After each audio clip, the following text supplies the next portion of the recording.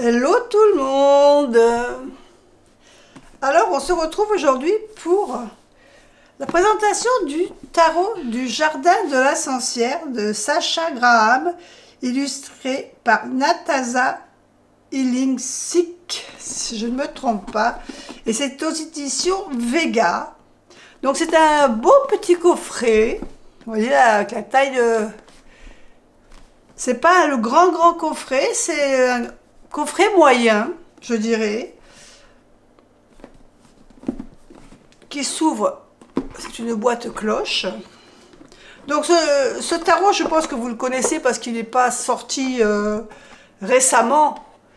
Il est arrivé récemment dans ma tarothèque, mais il n'est pas sorti récemment. C'est un que j'avais sur ma liste et il m'a été offert dernièrement. Vous allez voir, les cartes sont très jolies. Je pense que si vous le connaissez... Donc c'est un livre tout en couleur, avec des pages mat. Je préfère d'ailleurs les pages mat plutôt que les pages lisses. Donc, comme tous les livres, on a évidemment le sommaire, avec toujours des superbes illustrations. Donc, l'introduction avec les règles de la magie du jardin que nous propose ici l'auteur. Ensuite, on nous fait une partie 1 avec préparer le sol, c'est-à-dire la manipulation, l'entretien des cartes, le grimoire du tarot, les bases de tirage de tarot, la pratique au quotidien. La phase 2, bah, c'est tout simplement, on vous donne le descriptif de cartes, avec toutes les arcanes majeures, les arcanes mineures. Et puis la magie, eh ben, comment jeter des sorts, l'amour et la romance, des petits conseils, voilà, et toujours avec les illustrations des cartes en couleur. Vraiment, ce livre est très bien fait. Pour chaque carte, donc, vous avez le titre de la carte, avec un petit résumé de ce qu'elle représente. Là, on fait le détail de la carte. Et ensuite, vous avez des petites phrases clés pour à l'endroit, à l'envers. Et puis, une petite phrase d'introspection, si vous voulez faire le tirage d'introspection. Donc, je pense que ce tarot me suivra, je pense, à partir du mois d'octobre. Et vous allez sûrement, d'ailleurs, le retrouver dans le tirage des prochaines énergies. Donc, le coffret a un petit sachet pour les cartes en satin. Et voici le dos des cartes. Alors, les tranches sont neutres. Le dos des cartes, au niveau qualité, c'est une très bonne qualité. C'est la taille d'un tarot classique, d'un petit tarot. C'est pas des grandes cartes, c'est le tarot classique. Et les cartes sont lignées. Vous savez, elles sont striées. On voit le... Je sais pas si vous allez voir. On voit les stries. On le verra peut-être plus facilement dans les illustrations. Donc c'est quelque chose, ça rend un tarot assez qualitatif et qui va durer dans le temps. Au niveau des illustrations, il y a des illustrations que j'aime beaucoup. Le fou, en l'occurrence, avec ce personnage et son chien. Bon, là, on voit qu'il perd des fleurs. Des fois, le fou, on l'a avec une fleur dans les mains. Ici, on voit qu'il les a perdues. Mais ici, elle est renommée. Certaines cartes sont renommées au féminin. Donc ici, on a la folle.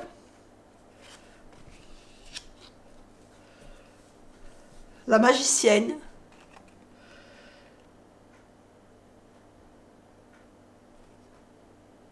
Avec le petit renard, le chat. La grande prêtresse.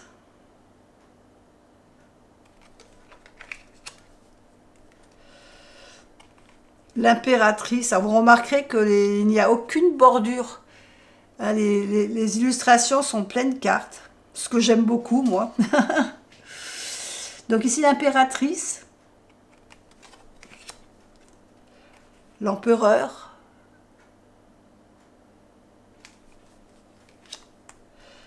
le hiérophante.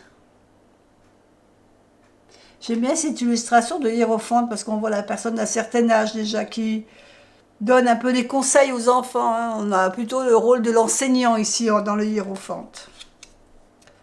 Les amoureux.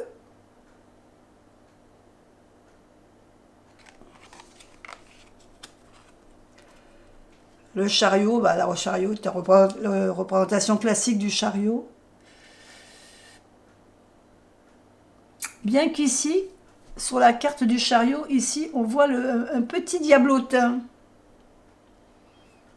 Donc, qui pourrait peut-être représenter l'excès de confiance, des fois, peut-être.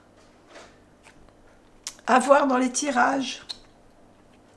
La force, donc ici, le jeu qu'on suit le rider, hein, puisqu'on a la force en 8, avec l'ours et ses oursons. L'ermite, alors j'aime beaucoup l'ermite, vous savez que c'est une de mes cartes avec la grande prêtresse que j'aime bien, et là j'aime beaucoup la représentation de l'ermite ici. La roue de fortune.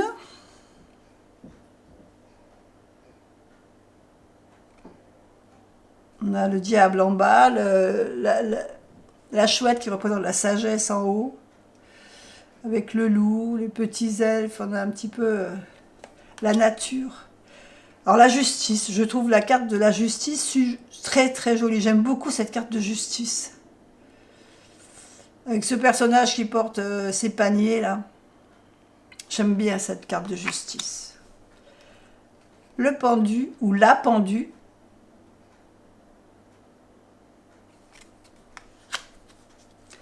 J'aime beaucoup aussi la carte de la mort. Elle a à la fois une représentation classique de la mort avec la faux. Et là, voilà la tristesse ici, là l'enfant avec sa citrouille qui l'offre. Les corbeaux, j'aime bien cette carte. Tempérance, je la trouve très jolie aussi.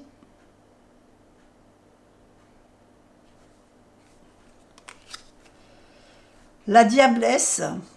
Donc ici, on a une femme avec ses ailes, ses cornes, et puis elle tient les deux personnages en laisse. La tour, ici représentée par la cabane des enfants, cabane de jardin. Ici, on voit les animaux qui tendent un drap pour récupérer les enfants, avec ce petit elfe là aussi. L'étoile. Très belle carte aussi, l'étoile avec ce pan.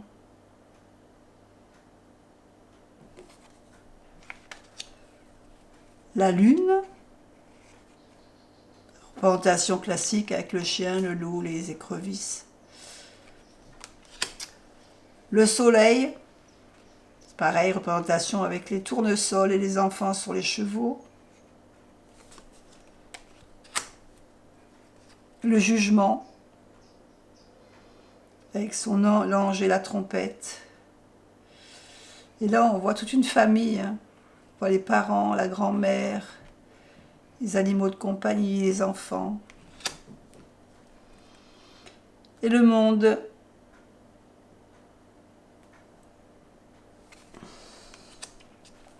Les bâtons, l'as de bâton.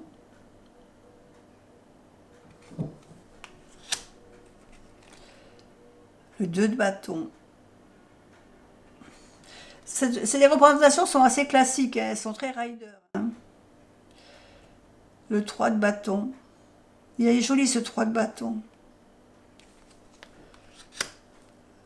Le 4 de bâton.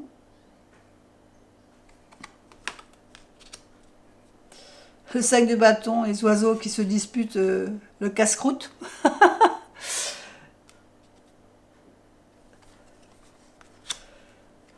Le 6.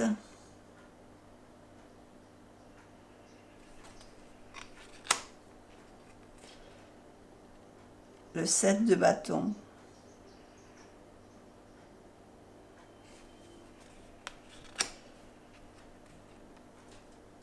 Le 8 avec ses énergies de bâton lumineux qui montent dans le ciel.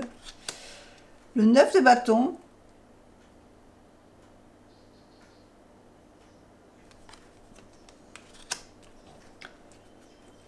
Et le 10.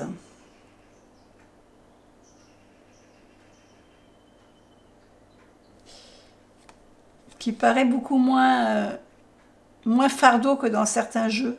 Hein. Elle est chargée, parce qu'on voit elle a tout son sac, elle a son enfant qu'elle porte, tous ses bâtons dans le dos, mais on n'a pas ce sentiment de gros fardeau qui pèse hein, sur les épaules. Je trouve cette carte moins plombante que certaines cartes dans certains jeux. L'As de coupe, avec les nénuphars. J'aime beaucoup les représentations des nénuphars dans les jeux. Le 2 de coupe.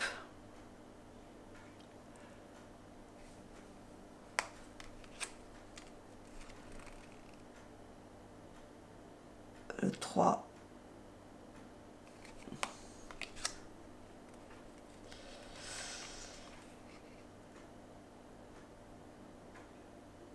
Le 4 avec ses elfes qui s'abritent sous les champignons.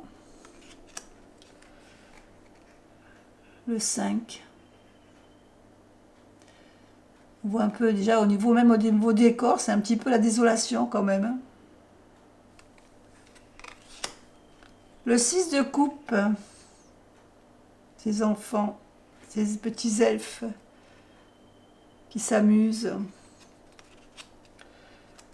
Le 7 de coupe avec toutes ces coupes remplies différemment. Le choix est difficile. Le 8 de coupe.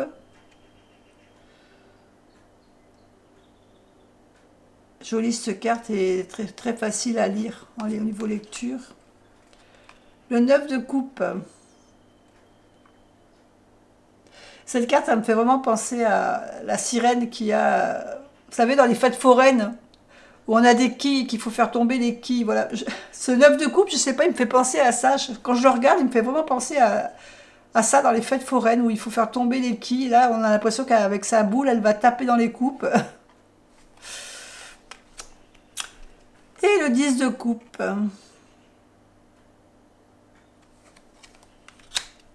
On passe aux épées.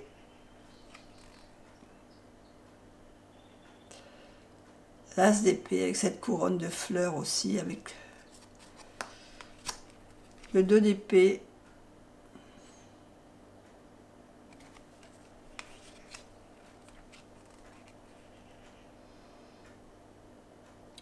Le 3 d'épée.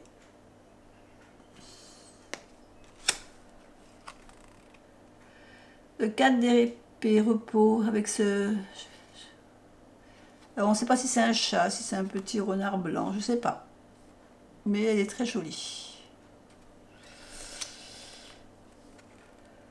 Le 5 d'épée.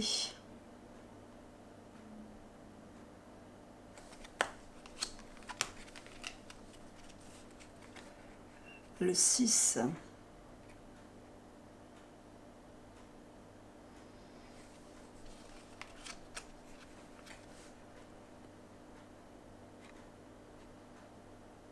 Le 7.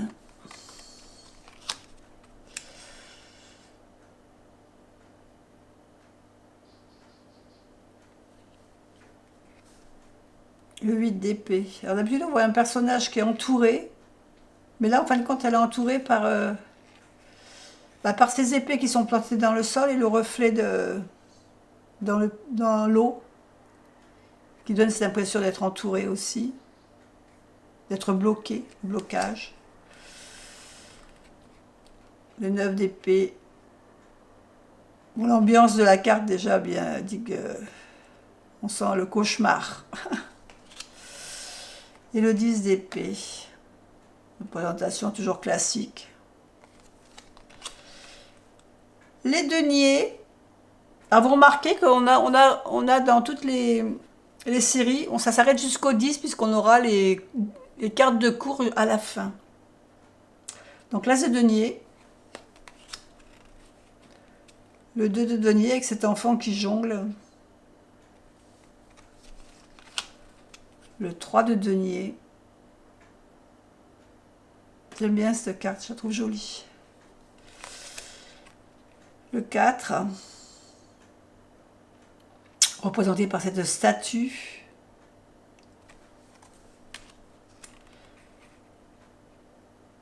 Le 5 de denier, la carte du manque.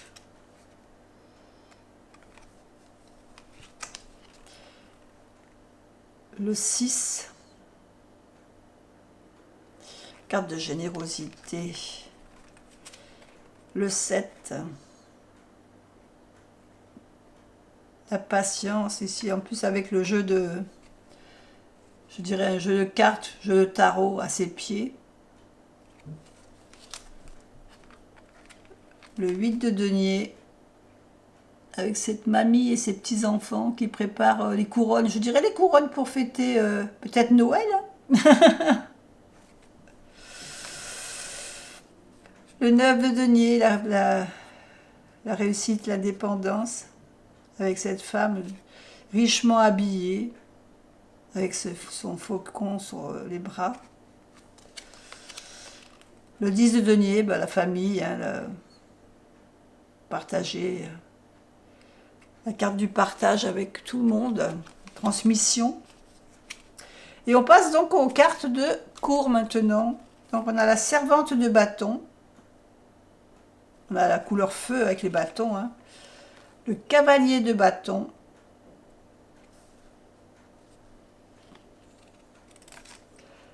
La reine de bâton. Avec le tournesol. Et le roi de bâton avec comme couronne les bois du cerf. Et toujours ce côté lumineux qui apparaît hein, dans chacune des cartes. On a le côté lumineux avec le tournesol, ici la petite flamme et là la petite lanterne.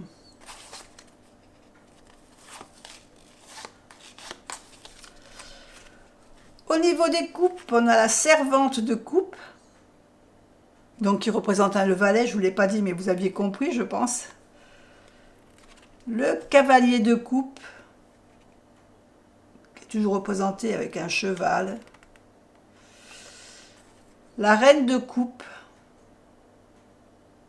qui a les yeux fermés et qui donc on sent l'émotion, le côté émotif. Et le roi de coupe, donc là ici on est plutôt dans les bleus verts pour ce qui est des coupes.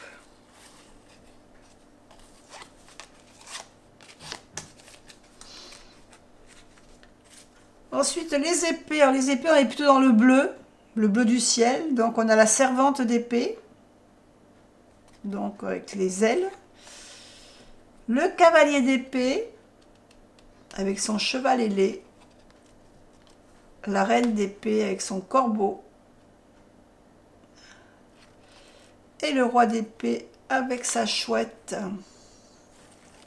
Donc ici on a une dominante de bleu pour les épées. Et pour les deniers, ici on a la servante de denier, la cavalière avec cette fois-ci, ça ne sera pas un cheval.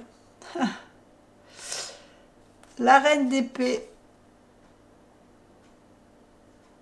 Des deniers, pardon. Pourquoi j'ai d'épée? De denier. La reine de denier, ici, avec ce bel arbre derrière qui lui sert de trône.